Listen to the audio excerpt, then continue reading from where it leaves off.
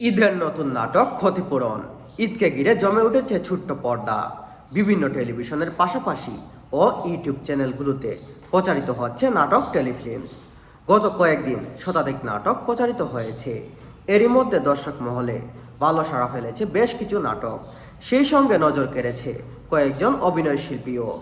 ঈদ উৎসবে দর্শকদের মন কেড়েছে ক্ষতিপূরণ নাটকটি।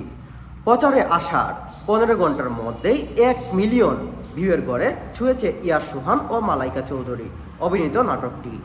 এই প্রতিবেদনে লেখা পর্যন্ত নাটকটি 11,50,000 ওর বেশি ভিউ দেখেছি।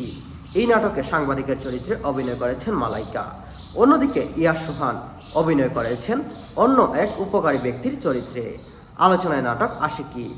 8 জুন আলোচিত নাটক আশিকি 8 জুন সিএমবির ইউটিউব চ্যানেলে নাটকটি মুক্তি পায়।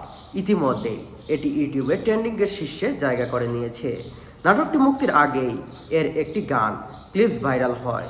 বাবার স্বপ্ন পূরণের জন্য শহরে এসে একটি কলেজে ভর্তি হয় মধ্যবিত্ত ঘরের ছেলে আশিক। ভালো গান করে স্বপ্ন দেখে বড় গায়ক হওয়ার। একই কলেজের শিক্ষার্থী ধনির দুলালি জেস। আশিক জেসের পরিচয় ও প্রেম ও ঘর পালিয়ে বিয়ে।